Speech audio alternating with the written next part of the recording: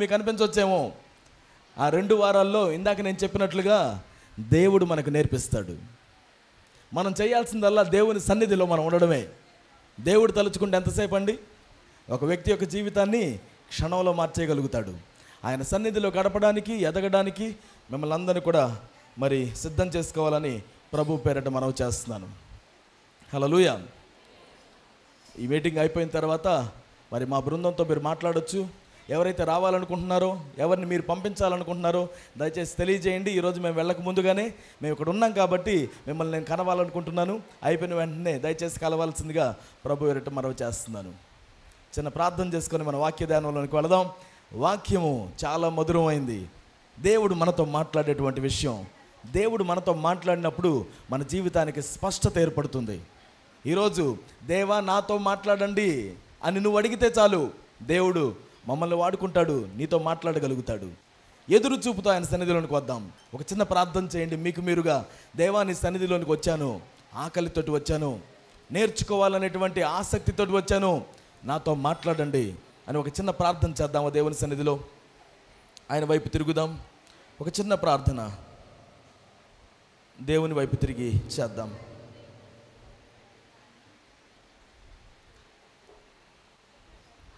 నీకు వందనాలు ప్రభువా. యేసయ్యా నీకు వందనాలు.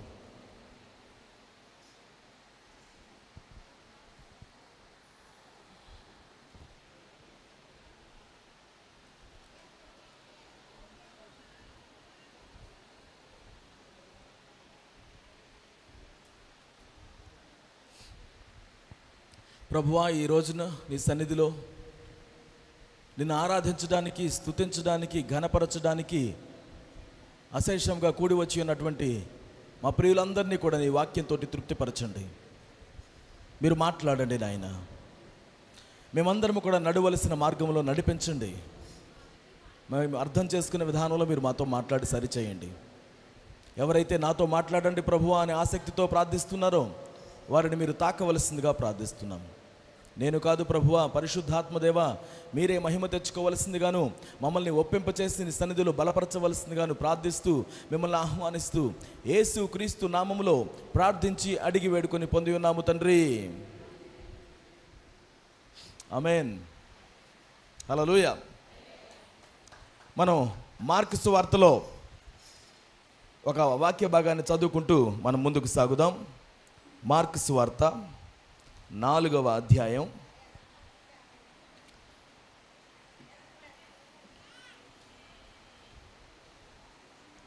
35వ వచనం నుంచి నేను చదువుతున్నాను.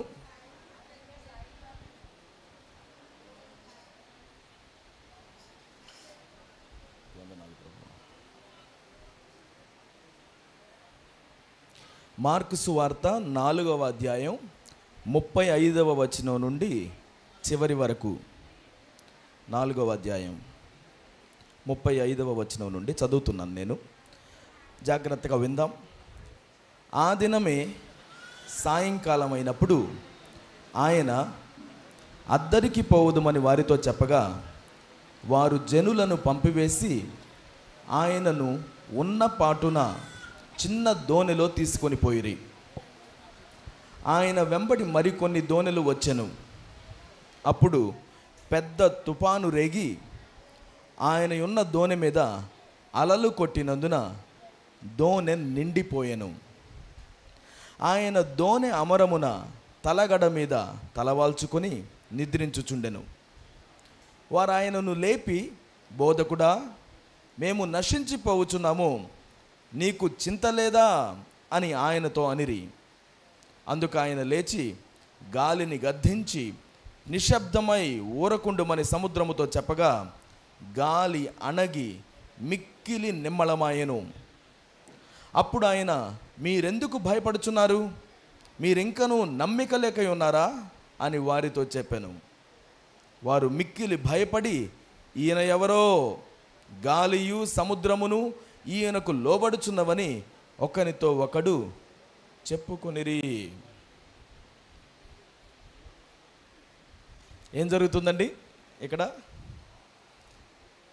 ఒకరోజు సాయంత్రం పూట యేసుక్రీస్తు వారు ఆయన శిష్యుల వైపు చూసి ఏమన్నారట, మనం ఇక్కడ ఉన్నటువంటి నదికి యువతల భాగాన ఉన్నాం, మనం అవతలికి వెళదాం అని చెప్పారంట. అద్దరికి పోదాము అని చెప్పారట. అక్కడ ఉన్నటువంటి జన సమూహాలు ఎవరైతే ఆయన సన్నిధిలోనికి వచ్చి ఆయన మాటలు వినడానికి నేర్చుకోవడానికి వచ్చారో వారందరినీ కూడా పంపించేశారు. జనాన్ని పంపించేసి అప్పటికప్పుడే అక్కడ చిన్న పడవలుంటే, చిన్న దోణెలు, వాటిల్లో మరి ఆయన్ని తీసుకొని వెళ్ళడానికి ప్రయత్నించారు. ఆయన ఒక పడవలో ఎక్కాడు. ఆ పడవలో కొంతమంది శిష్యులు ఉన్నారు. ఇంకా కొన్ని చిన్న దోణెలతో వేరే వారు కూడా రావడం ప్రారంభించారు. వారు అలా వెళుతూ ఉన్నప్పుడు పెద్ద తుఫాను రేగిందంట. పెద్ద తుఫాను రేగి ఆయన ఉన్న దోణె మీద అలలు కొట్టినందున దోణె నిండిపోయాను. అలలు ఎక్కడ కొట్టిందంట? ఆయన ఏదైతే దోణిలో ఉన్నాడో ఆ దోణిలో అలలు కొట్టేసరికి ఆ దోణి నిండిపోవడం ప్రారంభించింది. మీలో ఎంతమంది సముద్రంలో పడవ ఎక్కారు? ఎక్కారండి? సముద్రంలో మనం చూసేటప్పుడు లోపలికి వెళ్ళడానికి హాయిగా ఉంటుందా, భయంగా ఉంటుందా? భయంగా ఉంటుంది. ఎందుకు ఆ భయం?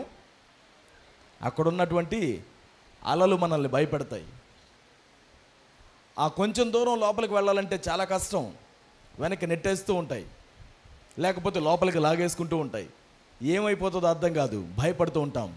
ఈ విధంగా వాళ్ళకి ఆ రోజున అలలు లేచి ఆ దోణిని నింపేశాయట. అలా నింపినప్పుడు ఏం జరిగింది? ఆయన దోణె అమరమున తలగడ మీద తలవాల్చుకొని నిద్రించుచుండెను. ఆ దోణిలో అడుగు బాగాన ఆయన ఒక దిండు పెట్టుకొని ఆ దిండు మీద తలవాల్చుకొని నిద్రించుచున్నాడు. అప్పటిదాకా మాట్లాడుతూ అనేక మందికి దేవుని వాక్యాన్ని బోధిస్తూ అలసిపోయినటువంటి వ్యక్తిగా యేసుక్రీస్తు వారు అక్కడ పడుకొని నిద్రపోవడాన్ని మనం చూస్తున్నాం. దయచేసి అందరం కూర్చుందాం.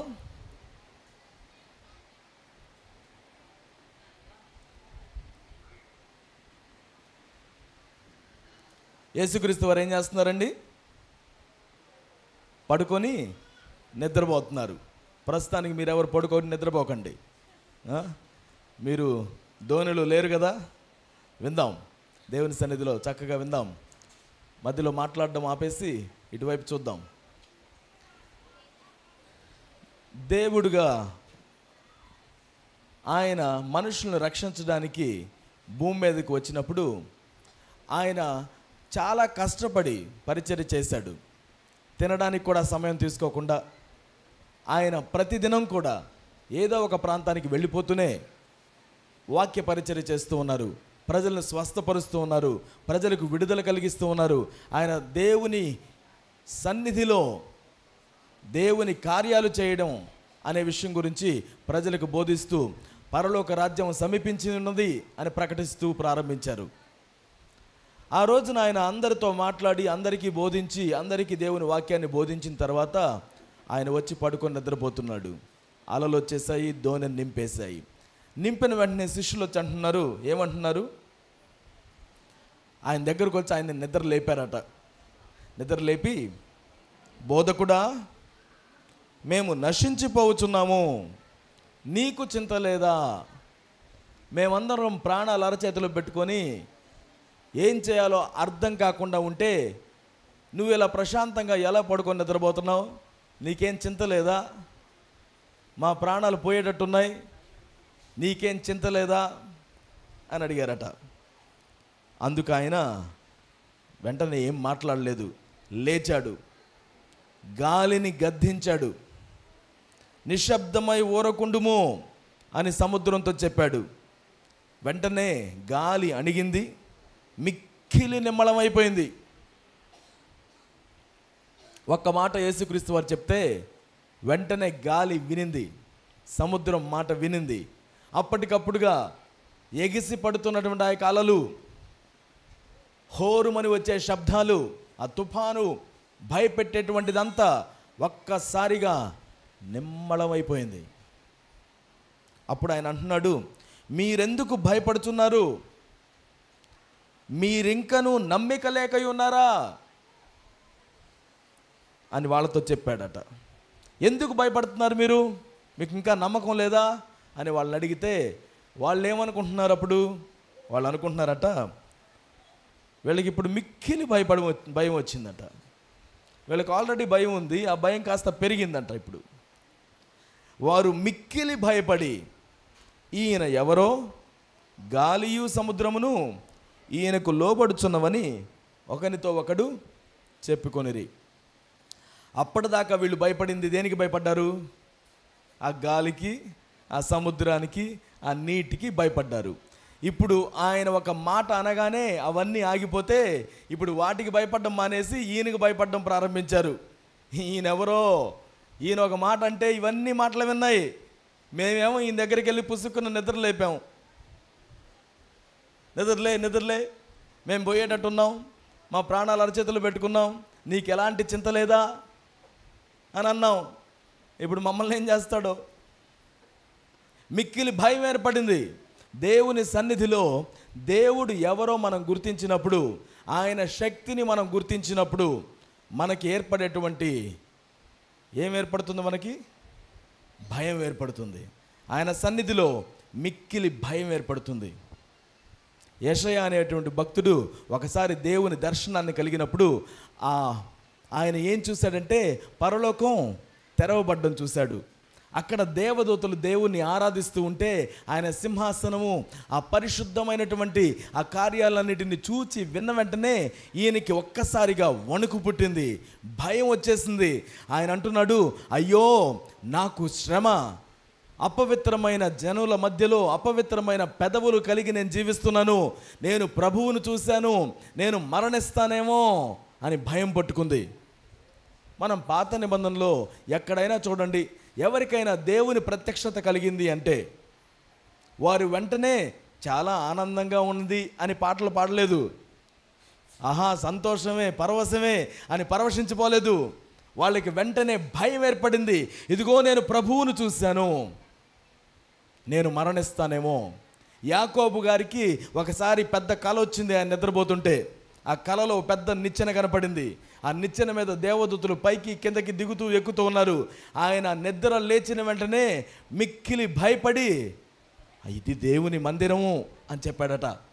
దేవుని యొక్క ప్రత్యక్షత కలిగిన ప్రతి ఒక్క వ్యక్తి ఆయన అంటే భయపడ్డారు. ఎందుకంటే ఆయన మన ఊహకు మించినవాడు. ఆయన చేసే కార్యములు అద్భుతకరములైనవి. మనం ఆయన ఎవరో గుర్తించినంత వరకు ఇలాగే వెళ్ళి, ఏం ప్రభువా మా జీవితం ఇలా నశించిపోతున్నావు, నీకు చింత లేదా అని అడుగుతాం. ఇక్కడ కూర్చున్నటువంటి వారిని మన ప్రార్థనల్లో ఎలా ఉన్నాయండి? ఇప్పుడు దేవా నేను ఇంత బాధల్లో ఉంటే నువ్వు ఎందుకు ప్రభువా నన్ను పట్టించుకోవట్లేదు? నా ప్రార్థన అసలు వింటున్నావా, వినట్లేదా? నాకు విసుగొచ్చేస్తుంది, నీ మీద నాకు నమ్మకం పోతుంది, ఏం చేయమంటారు అని మనం ప్రార్థన చేస్తున్నాం కదా, అడుగుతున్నాం కదా దేవుణ్ణి. ఆయన ప్రత్యక్షత మనకు కలిగినప్పుడు మనం ఏం చేస్తామంటే, దేవా ఏం జరిగితే అది జరిగింది, నేను మాత్రం నీతో ఉంటా, నా జీవితంలో నువ్వు ఏదైనా చెయ్యి, నేను నిన్ను వదిలిపెట్టను, నేను నీతో కొనసాగుతా. ఇటువంటి భయభక్తులు మనకు ఏర్పడతాయి ఆయన ప్రత్యక్షత కలిగినప్పుడు.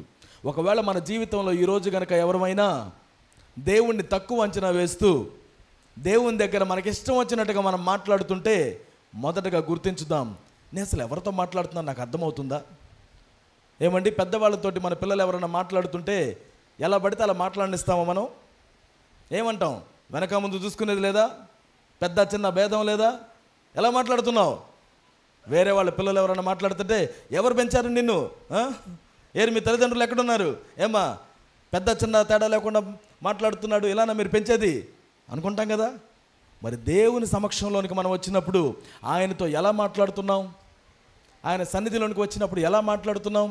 అంటే స్వతంత్రం లేకుండా మాట్లాడమని నేను చెప్పడం లేదు, కానీ భయం కలిగిన వారిగా మనం మాట్లాడాలి, గౌరవం కలిగిన వారిగా మనం మాట్లాడాలి.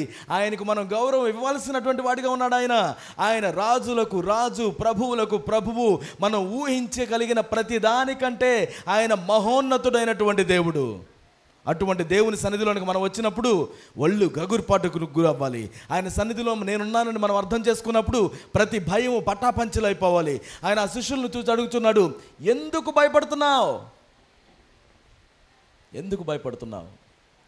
ఈరోజు ఈ పాఠ్యభాగంలో నుంచి మనం కొన్ని అంశాలను మనం నేర్చుకోవడానికి మనం ప్రయత్నం చేద్దాం.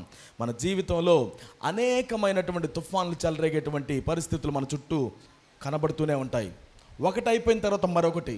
ఇప్పుడు బాగానే ఉంది నా జీవితం అనుకుంటే మరొకటి స్టార్ట్ అవుతుంది. ఇప్పుడు ఇంకా బాగానే కుదిరి పడింది అనుకుంటే మరొకటి స్టార్ట్ అవుతుంది. చిన్నపిల్లలు కలిగినటువంటి తల్లిదండ్రులు అనుకుంటారు, మా వాళ్ళు కొంచెం పెద్దవాళ్ళు అయితే నాకున్న ప్రాబ్లమ్స్ అన్నీ పోతాయండి అని. వారు పెద్ద అయిన తర్వాత నన్ను పట్టించుకోవట్లేదండి అని ప్రాబ్లమ్స్ స్టార్ట్ అవుతాయి. దాని తర్వాత వాళ్ళ పిల్లవాళ్ళు పెద్ద అయిన తర్వాత వాళ్ళను కూడా ఎవరు పట్టించుకోవట్లేదండి అని వీళ్ళు బాధపడుతూ ఉంటారు. నీ జీవితంలో ఎప్పటికీ కూడా ఇటువంటి తుఫానులు లేకుండా కుదుటుపాటు కలిగినటువంటి జీవితం భూమి మీద మనకి ఎక్కడ కుదరదండి. ఏదో ఒకటి వస్తూనే ఉంటుంది. కొన్నిటిని మనమే కొని తెచ్చుకుంటాం, మన మాటలతోటి, మన కార్యాలతోటి, మనం చేసే చేష్టలతోటి. మరికొన్నిటిని పక్కన వాళ్ళ ద్వారా మనం పొందుకుంటాం. అపవాది మనల్ని శోధించడం ప్రారంభిస్తాడు. మన శరీరం మన మాట వినకుండా అనేక శోధనలకు గురి అవుతూ ఉంటాయి. కానీ వీటన్నిటి మధ్యలో మొదటిగా మనం గుర్తుపెట్టుకోవాల్సింది ఈరోజు మనం చెప్పుకుందాం. అదేంటంటే, నా దోణిలో ఎవరున్నారో నేను చూసుకుంటాను అని. ఏంటది? నా దోణిలో ఎవరున్నారో నేను చూసుకుంటాను అని. నా దోణిలో ఎవరుంటారో నేను చూసుకుంటాను. మీ పక్కన వారి వైపు తిరిగి అడగండి, నీ దోణిలో ఎవరున్నారు? ఏమండి, నీ దోణిలో ఎవరున్నారు? దేవుడు మన దోణిలోకి, అదే మన జీవితంలోకి ఆటోమేటిక్గా వచ్చేస్తాడా? ఏమండి, దేవుడు అందరి జీవితాల్లో ఉన్నాడా లేడా? జాగ్రత్తగా అర్థం చేసుకుందాం. దేవుడు అందరితో ఉన్నాడా లేడా? దేవుడు అందరితో ఉన్నాడు అనేవాళ్ళు ఒకసారి చేతులు ఎత్తి చూపించండి. అందరితో ఉన్నాడు. నా మాటలు అందరికి అర్థమవుతున్నాయి కదా? సరే, దేవుడు అందరిలో ఉన్నాడు అనేవాళ్ళు ఎవరన్నా ఉంటే చేతులు ఎత్తి చూపించండి. మరలా చెప్తాను, దేవుడు అందరితో ఉన్నాడా?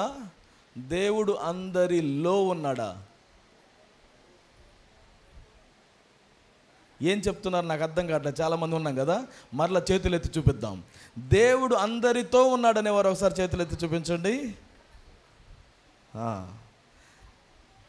ఇప్పుడు దేవుడు అందరిలో ఉన్నాడని నమ్మే వాళ్ళ చేతులు ఎత్తి చూపించండి. అందరిలో ఉన్నాడు.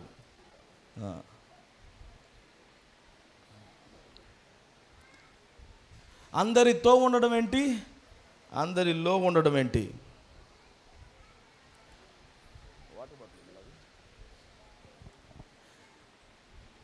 దేవుడు అందరితో ఉండడం అనేదాన్ని మనం బాగా పట్టించుకుంటాం.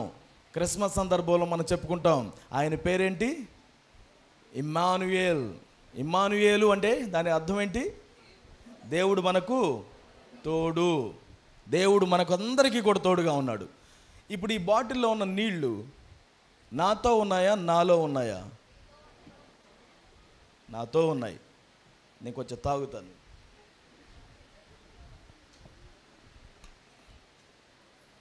ఇప్పుడు ఆ బాటిల్లో నీళ్లు నాతో ఉన్నాయా నాలో ఉన్నాయా?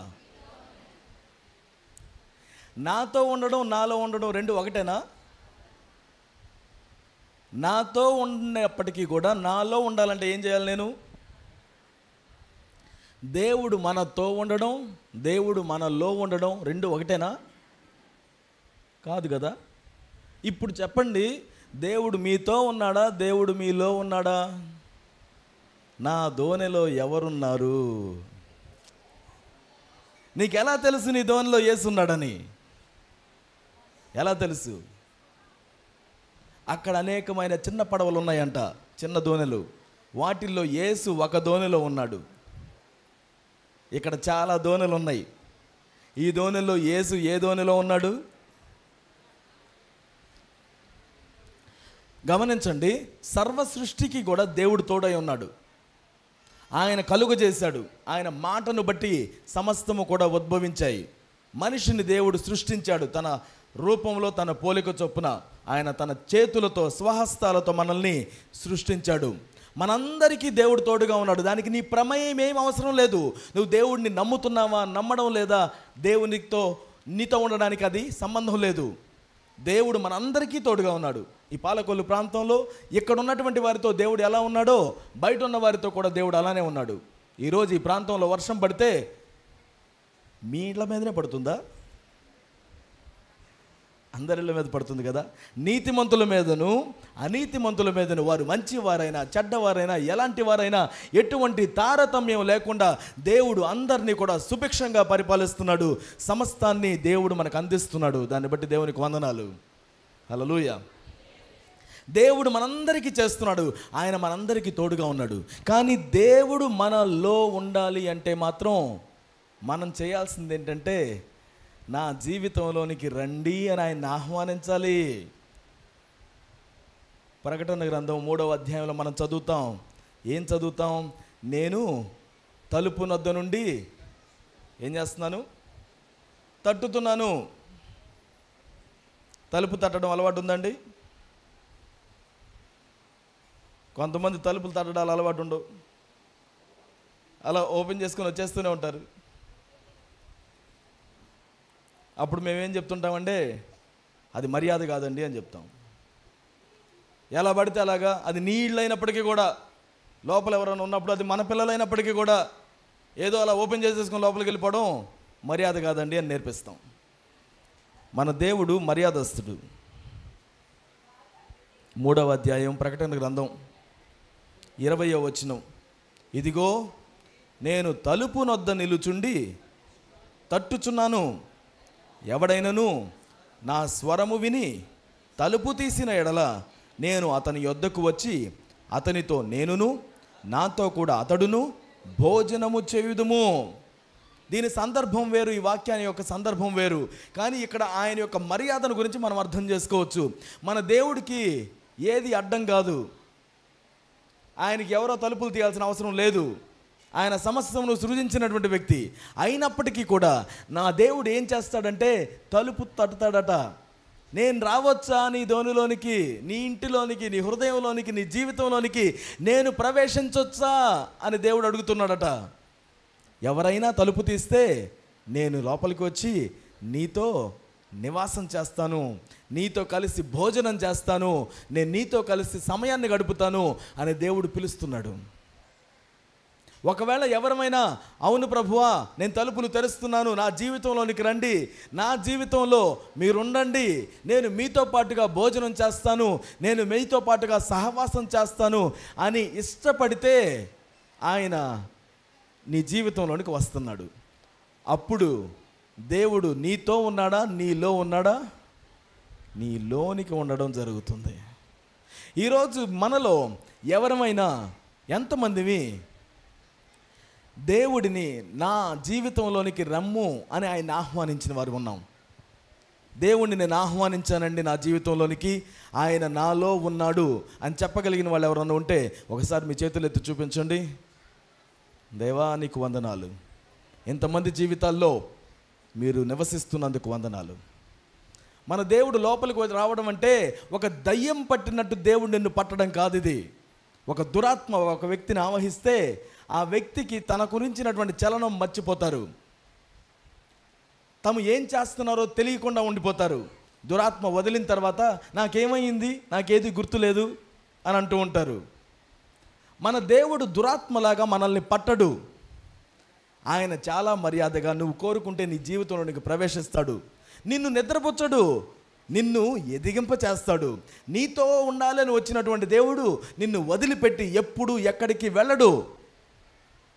నువ్వు నీ జీవితాన్ని దేవునికి అయిష్టమైన మార్గాల్లో నడిచినప్పుడు సహితము దేవుడు నీ దగ్గర నుంచి వెళ్ళిపోవడం లేదు. ఆయన ఏమంటున్నాడంటే నేను నీలోనే ఉన్నాను, కాకపోతే బాధపడుతున్నాను అని చెప్తాడు. మనల్ని దేవుడు వదిలిపెట్టి వెళ్ళడం లేదు. ఎవరైతే యేసును నీ జీవితంలోనికి ఆహ్వానించి ఉన్నారో ఆయన నీ జీవితానికి రాజుగాను ప్రభువుగాను ఉన్నాడు. నీ జీవితాన్ని వదిలేసి ఆయన ఎప్పుడు కూడా వెళ్ళడు. ఒకవేళ నీవు ఆయన పట్టించుకోకపోతే ఆయన నీ జీవితంలోనే దుఃఖపడుతూ ఉంటాడు.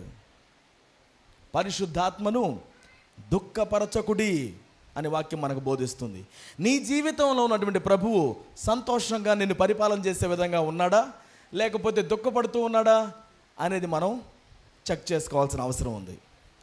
అదేవిధంగా మన మధ్యలో యేసును మీ జీవితంలోనికి రమ్మని ఆహ్వానించినటువంటి వారిని కూడా ఉన్నాం. ఈరోజు దేవుని యొక్క తలుపు చప్పుడు మీకు వినబడుతుందా? నీ హృదయాన్ని ఆయన తట్టి పిలుస్తున్నటువంటి తలుపు చప్పుడు వినబడుతుందా? నేను నీ జీవితంలోనికి రావాలనుకుంటున్నాను, నేను నీకు సహాయం చేయాలనుకుంటున్నాను, నీవు భయపడకుండా చక్కగా జీవించగలగడానికి నేను నీకు తోడుగా ఉండాలనుకుంటున్నాను. నువ్వు ఎవరిని ఆశ్రయించినా వారు నిన్ను ఖచ్చితంగా వదిలి వెళ్ళిపోతారు, వాళ్ళు ఎంత ఉండాలని అనుకున్నప్పటికీ కూడా. కానీ నేను మాత్రం నిన్ను వదిలిపెట్టి వెళ్ళను అని మన దేవుడు మనతో సెలవిస్తున్నాడు. నేను నిన్ను విడువను ఎడబాయను అని ప్రభువే మనకు చెప్తున్నాడు.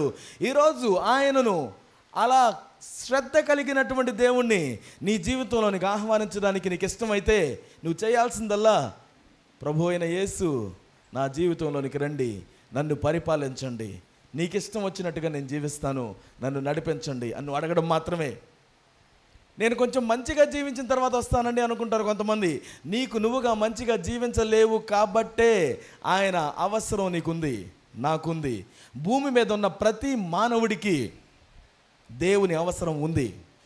దేవుని ద్వారానే ఒక వ్యక్తి తన స్వంత స్థితితోటి జీవించగలుగుతాడు. దేవుడు ఎంత మంచివారిగా మనల్ని చేశాడో అంత మంచివారిగా మనం జీవించడం అప్పుడే సాధ్యమవుతుంది. ఇప్పుడు మనం జ్ఞాపకం చేసుకుందాం, మన దోణిలో ఎవరున్నారు? ఒకవేళ నీ దోణిలో యేసు ఉన్నట్లయితే మనం దేనిని బట్టి భయపడాల్సిన అవసరం లేదు. విమానంలో ప్రయాణం చేసేటప్పుడు విమానం నడిపేటువంటి వాళ్ళు అప్పుడప్పుడు చెప్తుంటారు అన్నమాట. నడుపుతూనే వాళ్ళు మైక్లో చెప్తుంటారు. ఏం చెప్తారంటే, మన ముందు కొంచెం టర్బులెన్సెస్ వస్తున్నాయి అని. అంటే మేఘాలు ఉన్నాయి, ఆ మేఘాల మధ్యలో నుంచి మనం వెళ్ళేటప్పుడు ఫ్లైట్ కొంచెం అటు ఇటుగా వణికే అవకాశం ఉంది, మీరు భయపడకుండా కూర్చోండి, సీట్ బెల్ట్ పెట్టుకొని కూర్చోండి అని చెప్తారు. ఇప్పుడు అక్కడ కూర్చున్నటువంటి వాళ్ళు ఏం చేయాలి? సీట్ బెల్ట్ పెట్టుకొని కదలకుండా కూర్చోవాలి, అంతేనా? లేకపోతే ఏమైద్దో ఎవరికి తెలుసు, ఇది కాస్త ఇక్కడి నుంచి కింద పడిపోతేనో అని భయపడ్డారు అనుకోండి. అప్పుడు ఏం చేస్తారు? ఏం చేయాలి? చాలా కష్టం. ఒకళ్ళకి వచ్చిందంటే భయం ఫ్లైట్లో అందరికీ వచ్చేసింది. ఎందుకు పరిగెత్తున్నారో తెలియదు, లేచి అటు ఇటు పరిగెత్తడానికి ప్రయత్నించారనుకోండి, భయపడిపోతారు అందరూ. అలా భయపడిపోతే ఫ్లైట్ని చక్కగా నడిపించాలని కూర్చున్న ఆయన సంగతి ఏంటి? ఆయన ఏం చేయాలి? ఆయన పని ఆయన చేయనివ్వాలిగా, నీ పని కాదు కదా. ఆయన కనుక వచ్చి సరే నీకు అంత భయంగా ఉందిగా నువ్వే చేసుకో అన్నాడు అనుకోండి, ఏం చేస్తాం? నీ వశంలో లేదు కదా. ఆయన పనిని ఆయన చేయనివ్వండి. నీ దోణిలో యేసున్నప్పుడు ఆయన పనిని ఆయన చేయనివ్వండి. మనం బెంబేలెత్తిపోయి ఏమవుతుందో తెలియకుండా, ఏం చేయాలో అర్థం కాకుండా ఆరాటపడి ఆయాసం తెచ్చుకోవాల్సిన అవసరం లేదు. ఆయనేగా నీకు చెప్పింది, ఇలా ఉన్నాయి పరిస్థితులు, కొంచెం జాగ్రత్తగా కూర్చోండి, ముఖం అటు ఇటు తగలకుండా ఉంటుంది, కింద పడకుండా ఉంటారు, అది వినండి చాలు, సొంత ప్రయోగాలు చేయకండి. దేవుడు ఏం చెప్పాడంటే, లోకంలో మీకు శ్రమ కలుగుతుంది, మరి శ్రమలు వచ్చినప్పుడు మరలా లేచి అటు ఇటు పరిగెత్తడం ఎందుకు? ఆయన చెప్పాడు కదా నీకు ముందే. ఆయన నమ్ము, ఆయన మీద ఆధారపడు, సరిపోతుంది. నువ్వు బస్సులో ఎక్కినప్పుడు ఆ బస్సు కాసేపు అప్పుడు పైకి కిందకి నిన్ను ఊపుతుంది. బస్సు పైకి కిందకి ఊపితే నాకేమన్నా అయిద్దేమన్నా బస్సు దిగిపోతే ఎలా ఉంటుంది నీ పని? నువ్వు వెళ్ళాల్సిన ప్రాంతానికి వెళ్ళగలుగుతావా?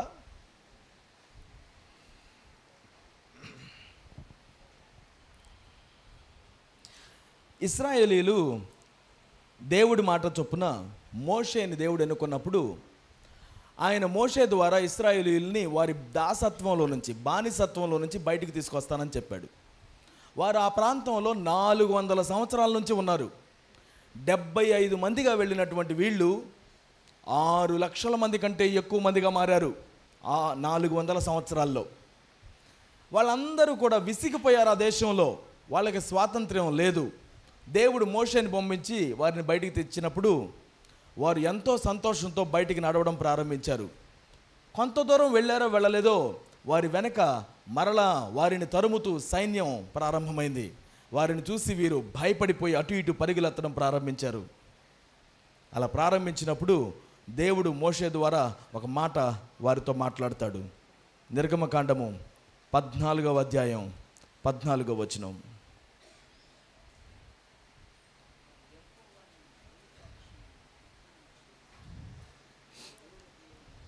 నిర్గమకాండము 14వ అధ్యాయము 14వ వచనం. యెహోవా మీ పక్షమున యుద్ధము చేయును, మీరు ఊరకయ్యే ఉండవలనని ప్రజలతో చెప్పెను. ఏం చేయాలంట? ఇది పెద్ద పని. మీరు కూర్చొని ఉపవాసం ఉండి ప్రార్థన చేయండి, దాన ధర్మాలు చేయండి, ఇంక నువ్వు ఏదైనా చెప్పి మేము చేసేస్తాం, కానీ ఊరక కూర్చోమంటే మాత్రం కష్టం.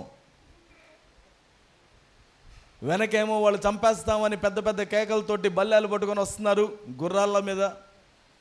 ముందుకు పరిగెత్తుదామంటే ముందేమో సముద్రం ఉంది, దాన్ని దాటి వెళ్ళలేము. ముందుకు వెళితే సముద్రంలో పడి చావడం, వెనక్కి వెళితే వేళ చేత చంపబడ్డం. ఇటువంటి పరిస్థితుల్లో దేవుడు ఏం చెప్తున్నాడు? ఊరకుండండి. ఆ ధోనిలో ఉన్న శిష్యులు ఏం చేసి ఉండాల్సింది? ఊరకుండాల్సింది. ఎందుకని? అక్కడ ఎవరున్నారో చూసుకుంటే వాళ్ళు ఉండగలుగుతారు. మోషే అంటున్నాడు వాళ్ళతోటి, యెహోవా మీ పక్షం యుద్ధం చేస్తాడు. మీ యుద్ధం చేసే వాళ్ళైతే ఈ 400 సంవత్సరాలు ఎడిపోయారు. మీ యుద్ధాన్ని బట్టి కాదు కదా దేవుడు మిమ్మల్ని రక్షించింది. ఆయనే కదా నీ ముందు గొప్ప కార్యాలు చేసి ఈరోజు నువ్వు బయటికి రావడానికి కారణమయ్యాడు. అదే దేవుడు నీ పక్షాన్ని యుద్ధం చేస్తాడు. నువ్వు మాత్రం మౌనంగా ఉండు. ఆయన నీకు తోడుగా ఉన్నాడన్న విషయం జ్ఞాపకం పెట్టుకో. మౌనంగా ఉండు. మొదటిగా ఏమి నేర్చుకుంటున్నాం ఈ రోజున? నా ధోనిలో ఎవరున్నారో చూసుకుంటాను. నువ్వు ఎదుర్కొనేటువంటి ఆ అలల మీద నీ దృష్టిని ఉంచకు. నీ ధోనిలో ఎవరున్నారో ఆయన మీద నీ దృష్టిని పెట్టుకో. నీ ప్రభువు నీతో ఉన్నప్పుడు అది ఎటువంటి అలలు వచ్చినా అవి నిన్నేమీ చేయలేవు. పేతురు ఒకసారి నీటి మీద నడవడానికి ప్రభువు ఇష్టపడినప్పుడు నీటి మీద నడవడం ప్రారంభించాడు. ఆయన్ని చూస్తూ నడిచినంతసేపు నీటి మీద బాగానే నడిచాడు. కాసేపటికి అలలు, ఆ గాలి శబ్దం వినగానే మునిగిపోవడం ప్రారంభించాడంట. ఆయన అంటున్నాడు, అల్పవిశ్వాసి ఎందుకు సందేహపడ్డావు? అటు ఇటు చూడడం ఆపేసేయండి. ఇదంత తేలికైందేం కాదు, కానీ నువ్వు దేవుని వైపు చూడు అని చెప్తున్నాం మనం. నువ్వు చీకట్లో నీ దగ్గర ఎటువంటి సహాయం లేకుండా ఉన్నా కానీ మౌనంగా ఉండమని చెప్పడం లేదు. నీ దేవుడు నీకు తోడుగా ఉన్నాడు కనుక ఆయన వైపు చూస్తూ నువ్వు ముందుకు సాగని చెప్తున్నాం మనం. దేవుని వాక్యం మనకు సెలవిస్తుంది. హెబ్రీయులకు రాసిన పత్రిక 12వ అధ్యాయము 1వ వచనం నుండి మనం చూసినట్లయితే, మన విశ్వాసమునకు కర్తయు దానిని కొనసాగించువాడునైనా యేసు వైపు చూస్తూ ఓపికతో మన పరుగు పందెమును తుదముట్టించుదుము. నీవు నేను మన క్రైస్తవ జీవితంలో యేసును వెంబడించేటువంటి ఈ శిష్యరికంలో ముందుకు సాగాలి అంటే మన చూపు యేసు వైపు ఉండాలి. ఆయనను మనం చూచినంతసేపు మనం ఇక ఏ సమస్య లేకుండా ముందుకు సాగలుగుతాం. సమస్యల మధ్యలో, సుడిగుండాల మధ్యలో మనం మాత్రం భయపడకుండా ఉండగలుగుతాం. మనం మాత్రం నిఠారుగా ఎదిగేటువంటి మొక్కలాగా మనం ఉండగలుగుతాం. ఎందుకంటే మన దేవుడు బలవంతుడిగా ఉన్నాడు కాబట్టి. జ్ఞాపకం పెట్టుకోండి, ఈరోజు నువ్వు ఎదుర్కొంటున్నటువంటి పరిస్థితులు గడ్డుగా నీకు అనిపించవచ్చు, గడ్డు కాలం వచ్చిందని నీకు అనిపించవచ్చు, ఎవరు వీటిని మార్చలేరని నీకు అనిపించవచ్చేమో. అటువంటి తుఫాను సమయాల్లో కూడా ప్రభువు మీద నీ దృష్టిని పెట్టుకో. ఆయన పని ఆయన చేయనివ్వండి. రెండవదిగా మనకున్నటువంటి భయం ఉంది చూడండి. ఆ భయాన్ని మనం వదిలేసి విశ్వాసాన్ని చేపట్టాలి. సామెతల గ్రంథంలో 29వ అధ్యాయంలో ఒక మాటను మనం చదువుతాం. 29వ అధ్యాయం 25వ వచనం. భయపడుట వలన మనుషులకు ఉరివచ్చును, యెహోవా యందు నమ్మిక ఉంచువాడు సురక్షితముగా నుండును. ఇది గుర్తుపెట్టుకోండి. నువ్వు భయపడితే నీకేమొస్తుంది? ఉరి వస్తుంది. యెహోవా యందు నమ్మిక ఉంచితే సురక్షితంగా ఉంటావు. తాళ్లతోటి చాలా రకాలైన ముడులేస్తారు. మీకు చాలా ముళ్ళు వచ్చి ఉంటాయి కదా. కొన్ని ముడులు ఎలా ఉంటాయంటే, ఆ వేసినటువంటిది దేనికన్నా మనం వేస్తే ఎంతగా కదిలిస్తామో అంతగా గట్టి పడుతుంటాయి, బిగుచుకుపోతుంటాయి. మనం ఆ విధంగా భయపడిపోయేటప్పుడు మన చుట్టుపక్కల ఉన్నటువంటి పరిస్థితుల్ని ఇంకా కష్టతరంగా చేసుకుంటాం. మనకు మనమే ఉరి చేసుకున్నటువంటి వారం అవుతాం. అప్పటి వరకు సులువుగానే ఉంది, నువ్వు గాలి పీల్చగలిగే వ్యక్తిగా ఉంటావు. కానీ నువ్వు ఇప్పుడు భయపడడం వలన అది కాస్త ఉరిగా మారిపోయింది. ఇప్పుడు గాలి కూడా పీలవలేకుండా అయిపోతావు. మా చిన్నతనంలో ప్రభు పరిచర్యలోనికి పిలిచిన ప్రాంతానికి మేము వెళ్ళినప్పుడు అక్కడ అందరూ కూడా రైతులు పొలాల్లో పని చేసుకుంటూ ఉండేవారు. ఆ పొలాల్లో పనికి వెళ్ళినప్పుడు అక్కడ పాములు, తేళ్ళు కరుస్తూ ఉండేవారు. అలా ఉన్నప్పుడు వెంటనే మందిరానికి వచ్చేసేవాళ్ళు. మందిరానికి రాగానే ప్రార్థన చేస్తే దేవుడు వారికి స్వస్థతనిచ్చేవాడు. చాలా కార్యాలను దేవుడు చేశాడు. వాళ్ళలో నేను చాలామందిని చూశాను. కొంతమంది అయితే ఏం కుట్టినా కొంచెం ధైర్యంతో ఉంటారు. పక్కన ఉన్న వాళ్ళు కూడా ధైర్యంగా ఉండని చెప్తారు, బాగానే ఉంటారు. కొంతమంది అయితే బాగా భయంతో వస్తారు. ఆ కుట్టింది తేలే అయినా ప్రాణం పోయినట్టుగా విలవల్లాడిపోతారు. విషంతో చచ్చిపోవడం కంటే భయంతో చచ్చిపోయే వాళ్ళని చూశాను నేను. ఒక వ్యక్తి అంట ఆరు బయటికి వెళ్ళి ఏదో కుట్టిందని చెప్పేసి భయంతో వచ్చాడు. నన్ను పాము కరిచింది అని వచ్చాడు. పాము కరిచింది, నా గుండె హెవీగా అయిపోయింది, భారంగా అయిపోయింది, కాసేపటికి నా కళ్ళు కనబడడం లేదు, నాకు ఎలాగో అయిపోయింది అని చెప్పేసి అదేవిధంగా ప్రాణం వదిలేశాడు. చాలా భయంకరంగా అనిపించింది. అయ్యో బాధాకరం.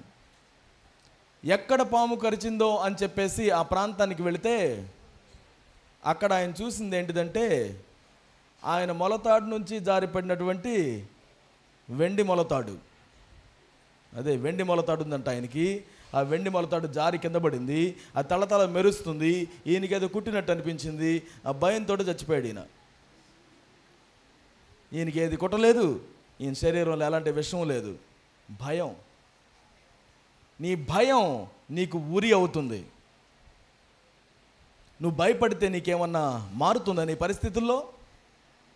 బీపీలు షుగర్లు తెచ్చుకొని కూర్చోవడం తప్పించి ఏమండి, నువ్వు చింతపడుతూ కూర్చుంటే నీ ఎత్తు ఏమన్నా మోరుడు పెరుగుతుందా? అదే కదా యేసుక్రీస్తు వారు అంటున్నారు, చింతపడకండి దేని గురించి, భయపడకండి. నువ్వేం చేయలేని వాటి గురించి నువ్వెందుకు భయపడుతున్నావు? నువ్వు పాపం చేయడానికి వెళుతుంటే భయపడు, దాని నుంచి దూరంగా పారిపో. కానీ నీ పరిస్థితులను చూసి భయపడడానికి వీల్లేదు. ఇక్కడ శిష్యులతో ఆయన అడుగుతున్నాడు. మార్కు సువార్త 4వ అధ్యాయం 40వ వచనం. మీరెందుకు భయపడుతున్నారు? మీరెందుకు భయపడుతున్నారు? ఒకసారి ఒక ఇంద్రజాలికుడు, మెజిషియన్, ఆయన చాలా చక్కగా అందరినీ ప్రజల్ని మైమరిపింప చేస్తూ అనేకమైన విన్యాసాలు చేస్తున్నాడు. ఆయన చేసే విన్యాసాల్లో ఒక గొప్ప విన్యాసం ఏంటంటే, ఈ చివరి నుంచి ఆ చివరికి తాడు కట్టి తాడు మీద నడిచేవాడు. చూసే వాళ్ళందరూ గాలి పీల్చుకోవడం కూడా మర్చిపోయి చూస్తున్నామా అన్నట్టుగా చూస్తూ ఉండేవాళ్ళు. అంత ఎత్తులో నుంచి కింద పడిపోతాడేమో అని. కానీ ఈయన మాత్రం చక్కగా నిబ్బరంగా గురి పెట్టుకొని దాని మీద చక్కగా నడుచుకుంటూ అవతలకి వెళ్ళిపోయేవాడు. అవతలకి వెళ్ళగానే మిగతా వాళ్ళందరూ గట్టిగా చప్పట్లు కొడుతూ కేరింతలు కొడుతూ భలే చేసావు అని అభినందించేవాళ్ళు. అలా అభినందిస్తే ఈయన అవతలకు వెళ్ళాడు తాడు మీద, మరల యువతలకు వచ్చాడు. అందరూ అనుకున్నారు అబ్బా భలే చేస్తున్నాడు ఈయన. ఈసారి ఆయన అన్నాడంట, నేను ఇప్పుడు ఇంకొకళ్ళు ఎక్కించుకొని అవతలకు వెళ్తాను అన్నాడట. వీళ్ళందరికీ నువ్వు అక్కడ నడిచేటప్పుడే మాకు ఎలాగో అయిపోయింది, ఇప్పుడు ఇంకొకళ్ళు ఎక్కించుకొని వెళ్తావా అని చెప్పి తన కుమారుణ్ణి పిలిచాడంట. ఆ కుమారుణ్ణి పిలిచిన తర్వాత ఆ కుమారుణ్ణి ఎక్కించుకొని మరల అదే తాడు మీద ఆ చివరికి వెళ్ళాడు. ప్రజలందరూ ఉత్కంఠగా చూస్తున్నారు ఏమవుతుందా అని. ఏమీ కాలేదు, జాగ్రత్తగా వెళ్ళాడు. మరలా అవతల నుంచి అవతలకి వచ్చేసాడు. అమ్మయ్య అనుకున్నారు. అందరూ కేరింతలతో చప్పట్లు కొట్టారు. నేను ఇది చేయగలను నమ్ముతున్నారా? వాళ్ళు అంటున్నారు అవును చూసాం కదా మా కళ్ళతో, ఎందుకు నమ్మట్లేదు? భేషుగ్గా నమ్ముతున్నాం. ఇప్పుడు ఆయన అన్నాడంట, నేను మరలా ఇప్పుడు అవతలకి వెళ్ళబోతున్నాను, మీలో ఎవరైనా నా మీదకి ఎక్కుతారా అని అడిగాడట. మీలో ఎవరైనా నా మీదకి ఎక్కుతారా? నువ్వు వెళ్తావా? వెళ్ళి ఎక్కుతావా? మరి ఇప్పుడే కదా చెప్పావు నేను ఇది చేయగలను నమ్ముతున్నావా అంటే నువ్వు చేస్తావయ్యా, ఎందుకు చేయలేవు? ఇదిగో చూసాం కదా మా కళ్ళతోటి అని అన్నావు కదా, మరి ఇప్పుడేమైంది? గుండెల్లో భయం బిక్కు బిక్కులు ఆడుతుంటే నేనే లేదు ఎక్కడికి, నేను నీ మీదకి ఎక్కితే నువ్వు కూడా నడవలేవు.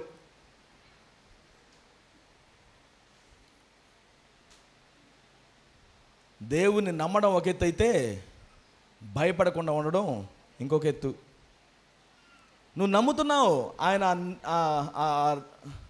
తాడు మీద యువతల నుంచి అవతలకి వెళ్ళగలుగుతాడని, కానీ నువ్వు దాని మీద ఉండడానికి మాత్రం కుదరడం వల్ల.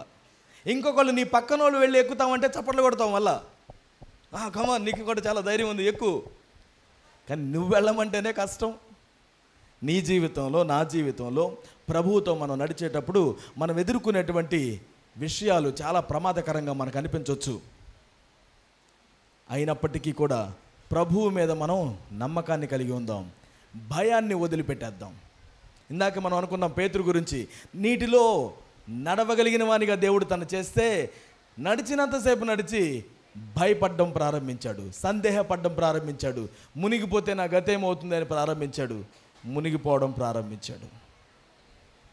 అయినా కానీ ప్రభు తను మరలా చేయి పట్టుకుని పైకి లేవనెత్తాడు. ఈరోజు నువ్వు నడిచే వ్యక్తిగా ఉన్నావా, మునిగిపోయే వ్యక్తిగా ఉన్నావా? నిజానికి పేతురు అక్కడ భయపడాల్సిన అవసరం లేదు. ఎందుకో తెలుసా? పేతురు చిన్నప్పటి నుంచి జాలరి, చేపకి ఈత నేర్పాలా అన్నట్టుగానే ఉంటుంది పని. పేతురే కదా, ఈయనేమన్నా మత్తయ్య భయపడ్డానికి? మత్తయ్య అంటే కూర్చొని అందరి దగ్గర డబ్బులు వసూలు చేసుకునేవాడు, నీళ్ళంటే అంతగా తెలియకపోవచ్చాము. పేతురు అలాంటి వ్యక్తి ఏం కాదు, నీటిలో దూకి చక్కగా విన్యాసాలు చేస్తాడు. ఈరోజు ఎందుకో భయపడిపోయాడు. ఎందుకని? ప్రభు సమక్షంలో నీటి మీద నడిచినటువంటి అనుభవంలో ఉన్నాడు. ఒక్కసారిగా కిందకు మునిగిపోతుంటే ఈత కొట్టడం కూడా గుర్తురాలేదు దీనికి. వెంటనే కేకలేయడం ఒక్కటే గుర్తొచ్చింది, ప్రభువా నేను మునిగిపోతున్నాను, నాకు సహాయం చేయండి. ఎందుకు భయపడుతున్నావు? ఎందుకు భయపడుతున్నావు? ఈరోజు మీరు దేనికి భయపడుతున్నారు మీ జీవితంలో? ప్రభు అడిగేటువంటి ప్రశ్న, ఎందుకు భయపడుతున్నావు? విశ్వసించు, నన్ను నమ్ము, నేను నిన్ను అద్దరికి తీసుకొని వెళ్తాను కదా. విశ్వసించు. మన విశ్వాసాన్ని మనం పెంపొందింప చేసుకోవాలి. మన విశ్వాసం అనేది దేవుని వాక్యం ద్వారా పెరుగుతుంది అనేది గుర్తుపెట్టుకోండి. దేవుని వాగ్దానాలను మనం జ్ఞాపకం చేసుకోవడం ద్వారా పెరుగుతుంది. మనం ఏది వింటామో దాన్ని బట్టి మన విశ్వాసం తగ్గడమో పెరగడమో జరుగుతుంది. ఒక వాక్యాన్ని చదువుకునే ముందుకు వెళ్దాం. ఇందాక మనం చెప్పుకున్నదే యెషయా గ్రంథము 41వ అధ్యాయం 10వ వచనం. ఇటువంటి వాక్యాలను మనం జ్ఞాపకం పెట్టుకుందాం. యెషయా గ్రంథము 41వ అధ్యాయము 10వ వచనం.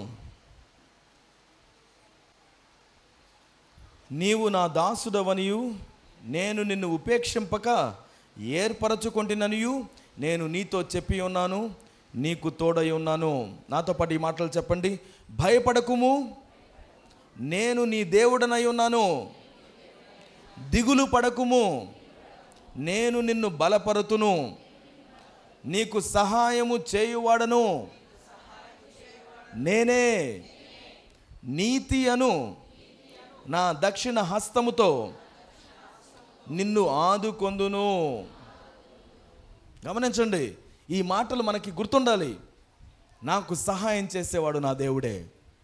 ఆయన మనల్ని వదిలిపెట్టేవాడు కాదు, విడిచిపెట్టేవాడు కాదు, మోసం చేసేవాడు కాదు, నడి సముద్రంలో వదిలివేసేవాడు కాదు. ఆయన అవసరమైతే నీటి మీద నడుచుకుంటూ వచ్చి నీ యొక్క తుఫానుని ఆపగలిగినటువంటి వాడు ఆయన. అవసరమైతే నీటి మీద నిన్ను నడిపించగలిగిన వాడు ఆయన. అవసరమైతే గాలితో తుఫానుతో మాట్లాడి వాటిని అణచగలిగిన వాడు ఆయన. అటువంటి దేవుని మీద మన దృష్టిని కేంద్రీకరించి ఉండాలి, కానీ భయపడడానికి మాత్రం తావు ఇవ్వద్దు. శ్రమ దినాలు మనకు వచ్చినప్పుడు మనం కృంగిపోతే చేతగాని వాళ్ళం అవుతామని సామెతల గ్రంథంలో మనం చదువుతాం. నీకు శ్రమలు ఏర్పడినప్పుడు, కష్టాలు వచ్చినప్పుడు ఏమాత్రం కృంగిపోవడం అనేటువంటి ఆప్షన్ పెట్టుకోకండి. విశ్వాసంతో నా దేవుడు నాకు తోడై ఉన్నాడు, నేను దేనికి భయపడతాను, నా దేవుడు నాకు తోడుగా ఉన్నాడు, నేను దేనికి దిగులు పడతాను అని మనం ముందుకు సాగాలి. అవసరమైతే కాకుల ద్వారా దేవుడు ఆహారాన్ని పంపిస్తాడు, అంతేకాని నిన్ను పస్తులు ఉండేటట్టుగా దేవుడు మాత్రం చేయడు. హల్లెలూయా. మొదటిగా మనం ఈరోజు గుర్తుపెట్టుకుంటున్నాం ఏంటది? నా ధోనిలో ఎవరున్నారో చూసుకుంటాను, ఎవరున్నారో చూసుకుంటాను. రెండవది, భయపడను, విశ్వసిస్తాను. భయపడను, దేవుని వాక్యాన్ని నమ్ముతాను, ఆయన వైపు నేను చూస్తాను అని మనం జ్ఞాపకం పెట్టుకోవాలి. చివరిగా ఇంకొక విషయాన్ని మనం మాట్లాడుకుని మనం ముందుకు వెళదాం. మార్కు సువార్త 4వ అధ్యాయంలోనే 39వ వచనంలో మనం చూస్తాం. ఆయన ఆ గాలిని తుఫానును ఏం చేశాడు? అణచివేశాడండి. ఒక మాట వాటితో మాట్లాడాడు, నిమ్మళంగా ఉండు. పిల్లలు వచ్చి గొడవ చేస్తుంటే ఏం చెప్తాం? సైలెంట్గా ఉండు, అల్లరి చేయకు, గొడవ చేయకు అని అంటాం. మన పిల్లలే మన మాట వినరు వాటికి. కానీ ఈయన నిద్ర లేచి ఆగిపో అన్నాడంట. అక్కడ ఉన్న గాలి, ఎగసిపడే అలలు, ఇవన్నీ ఒక్కసారిగా ఎంత మంచిగా మాట విన్నాయి. దేవుని శక్తి మీద ఆధారపడదాం, అంతేగాని మన భయం మీద ఆధారపడడం వద్దు. మూడవది ఏంటి? దేవుని శక్తి మీద ఆధారపడదాం. మన దేవుడు ఎలాంటి వాడో నువ్వు తెలుసుకున్నప్పుడు నువ్వు ప్రతి విధమైన భయం నుంచి, చింత నుంచి నువ్వు దూరంగా వస్తావు. చింతపడుతూ కూర్చునేటువంటి అలవాటు దాదాపుగా అందరికీ ఉంటుంది. ఏదో ఒక దాని గురించిన చింత, ఒకటైపోతే మరొకటి, మరొకటి అయిపోతే ఇంకొకటి, చింతపడుతూనే ఉంటాం. అది ఎప్పటికీ ఆగనటువంటిదిగా మారిపోతూనే ఉంటుంది. మనకు ఒకటి కావాలి అనుకుంటాం, అప్పుడప్పుడు చెప్పుకుంటూ ఉంటాం. కాలినడకన వెళ్ళేవాడు అనుకుంటాడట, నాకు సైకిల్ ఉంటే బాగుండు అనుకుంటాడట. సైకిల్ వచ్చింది, సైకిల్ మీద వెళ్తుంటే పక్కన వేరే ఆయన బైక్ వేసుకుని వెళ్తున్నాడు. ఇప్పుడు అనుకుంటాడంట, నాకు బైక్ ఉంటే బాగుండు. సరే అని చెప్పేసి బైక్ వచ్చింది. ఇప్పుడు బైక్ మీద వెళుతుంటే పక్కన కారు వెళుతుంటే నాకు కారు ఉంటే బాగుండు. కారులో వెళుతున్నాడంట, కారులో వెళుతుంటే ఇంకేముంటే బాగుండు? సరే ఇక ఏదో ఉందనుకుందాం. చివరికి డాక్టర్ దగ్గరికి వెళ్తే డాక్టర్ ఏమంటాడు? కాలినడక నడువునైనా ఆరోగ్యం బాగుంటుంది. అంతే కదా? ఒకటి కాకపోతే మరొకటి, ఇంకొకటి కాకపోతే ఇంకొకటి, చింతపడుతూనే ఉంటాం. ఉన్నదాంతో సంతృప్తి ఎప్పుడు వస్తుందండి? తృప్తిగా నీ దగ్గర ఉన్నదాన్ని ఆరగించి క్షేమంగా, ఎటువంటి దిగులు భయం లేకుండా ప్రశాంతంగా నువ్వు నిద్రపోగలిగితే దానికి మించిన సంపద ఏముంది చెప్పండి? దేవుడు మనకి దాన్ని ఇస్తున్నాడు. అనుదినము నా ఆహారాన్ని నాకు ఇవ్వండి అని ప్రార్థన చేస్తున్నాం కదా. మా అనుదిన ఆహారాన్ని మాకు దయచేయండి. ఆయన ఇస్తున్నాడు, మనం అనవసరంగా చింతపడుతుంటాం. ఆయన చెప్తున్నాడు, మనకి చాలా చక్కగా చెప్తాడు ఆయన. మత్తయి సువార్త 6వ అధ్యాయంలో మనం చదువుతాం కదా. ఏమని చదువుతాం? ఇటు చూద్దాం. ఏమని చెప్తాం? ఆకాశ పక్షులను చూడండి కొంచెం. అవేమన్నా నాట్లు వేసుకోవడం, పనులు చేసుకోవడం ఏమన్నా చేస్తున్నాయా? నేను వాటిని పోషిస్తున్నాను కదా. వాటన్నిటికంటే మీరు శ్రేష్ఠులు. మరి ఇంకా నేను మిమ్మల్ని పోషించనా? ఎందుకు చింతపడుతున్నావు? ఎందుకు భయపడుతున్నావు? ఎందుకు లేని పని ఉపద్రవాన్ని నేను నెత్తి మీదకి తెచ్చుకుంటున్నావు? నేను చేయగలను నువ్వు నమ్మకపోతేనే కదా. గమనించండి, మీ పిల్లల్లో ఎవరైనా అయ్యో నా దగ్గర స్కూల్లో డబ్బులు కట్టడానికి లేవే అని బాధపడుతూ ఉంటే అది వాళ్ళకు బాధ, నీకు బాధ? ఎవరు బాధపడతారు? వాళ్ళు నీ దగ్గరకు వచ్చి అడిగితే నువ్వు బాధపడతావా, సంతోషిస్తావా? నా దగ్గర డబ్బులు లేవు అని పిల్లవాడు నీ దగ్గరకు వచ్చి స్కూల్లో డబ్బులు కట్టాలని నిన్ను అడిగితే నీకు ఎలా ఉంటుంది? బాధపడతావా? డబ్బులు లేకపోతే ఇబ్బంది పడతావేమో, కానీ నిన్ను అడిగినందుకు నువ్వు బాధపడతావా? లేదు. నేనేం చెప్తున్నానంటే, అతను నిన్ను అడగకుండా కూర్చొని ఏడుస్తుంటే నీకు ఎలా ఉంటుంది? నన్ను అడగొచ్చు కదా, అవునా కదా? నన్ను అడగొచ్చు కదా. ఇంకా పైపెచ్చి నిన్ను అడగకుండా పక్కనింటి వాళ్ళ దగ్గరికి వెళ్ళి అడిగాడు అనుకోండి, అప్పుడు ఎలా ఉంటుంది? బాగుంటుందా? మరి దేవుడి దగ్గరికి మనం వెళ్ళి, అయ్యా నాకు ఇది కావాలి అని అడగడానికి బదులుగా నీకు నువ్వు కూర్చొని ఏడ్చుకోవడం, వేరే ఎవరి దగ్గరకో వెళ్ళి చేతులు చాపడం ఆయనకి ఎలా అనిపిస్తుంది? ఇన్ని చేశాను నీ కోసం, నా దగ్గరికి రావడానికి నీకేమొచ్చింది? ముఖం చల్లట్లేదా? ఏం చేయాలి? అయినా నా దగ్గరికి కదా రావాల్సింది. తల్లిదండ్రుల దగ్గరికి వెళ్ళడానికి నీకు ముఖం చల్లకపోతే వేరే వాళ్ళ దగ్గరికి వెళ్తే వాళ్ళని శ్రేయస్సును కోరుకుంటారండి? లేదు కదా. తిరిగి రావాల్సిందే కదా. ఒక చిన్న కుమారుడు ఇంట్లో 2 కుమారులు ఉంటే, ఒక కుమారుడు ఆస్తిలో సగభాగాన్ని తీసుకొని వెళ్ళిపోయాడట. మొత్తం దుర్వ్యాపారంతో ఖర్చు పెట్టేశాడు. ఏం చేయాలి? వెనక్కి తిరిగి రావడానికే మొహం చల్లడం లేదు. ప్రయత్నం అంతా చేశాడు. ఎక్కడైనా పని కోసం వెళితే ఆ పని దగ్గర కూడా ఫుడ్ కూడా పెట్టడం లేదు ఆయనకి. అప్పుడు బుద్ధి వచ్చి ఆయన అన్నాడట, నేను వెనక్కి వెళ్తాను, నా తండ్రి దగ్గరికి వెళ్తాను, అక్కడ కనీసం పని అన్నా చేసుకుంటాను, నేను కుమారుడిగా ఉండడానికి నాకు యోగ్యత లేదు అనే మనసుతో ఆయన అయితే వెనక్కి వచ్చాడు. కానీ తండ్రి ఏం చేస్తున్నాడు? ఆయన చూడగానే పరిగెత్తుకుంటూ వెళ్ళి కౌగిలించుకొని, నా కుమారుడు చనిపోయి బ్రతికాడు, తప్పిపోయి దొరికాడు. ఈయన ఆయన్ని ఏం కించపరచడంలా, నా ఆస్తినంత కాజేశావు అని చెప్పి తిట్టుతూ నీకు ఇంతే జరగాలి అని అనడం లేదు. తండ్రి హృదయం ఎలాంటిది? హక్కును చేర్చుకున్నాడు. పాడైపోయిన జీవితంతో వచ్చాడు కదా అని చెప్పేసి దూరంగా పెట్టలేదు, విందు చేశాడు. మన తండ్రి అయిన దేవుడు ఎప్పుడు కూడా మన పక్షాన ఉండేటువంటి వాడిగా ఉన్నాడు. మనం శ్రమ పడుతుంటే మనం చేసుకున్న స్వయం కృతాపరాధం ద్వారా వచ్చినప్పటికీ కూడా ఆయన మనతో పాటుగా కూర్చొని ఏడ్చేవానిగా ఉంటాడు తప్పించి నీ మీద మరలా పెత్తనం చేస్తూ నీకు ఇంతే కావాలే అని కోరుకోడు. ఆయన మన బాగోగులు కోరుకునేటువంటి దేవుడు. ఆయన దగ్గరికి వెళ్ళడానికి మన మొహమాటం ఎందుకు? ఆయన దగ్గరికి వెళ్ళి మనం అడగాలి. అంతేకాని నేను భయంతో ఉన్నాను, నేను చింతపడుతున్నాను అని చెప్పేసి కూర్చుంటే మనం ఏం చెప్తున్నామంటే, నా దేవుడు చేయలేదులే దీన్ని అని చెప్తున్నాం, నా దేవుడికి వల్ల కాదులే అని చెప్తున్నాం, నా దేవుడికి దీనికి కుదరదులే, ఆయన నా పక్షాన లేడులే అని మనం చెప్పుకుంటున్నాం. మన దేవుడు ఖచ్చితంగా మన పక్షానే ఉన్నాడు. ఆయన ఖచ్చితంగా మనకు సహాయం చేయగలిగిన సమర్థుడై ఉన్నాడు.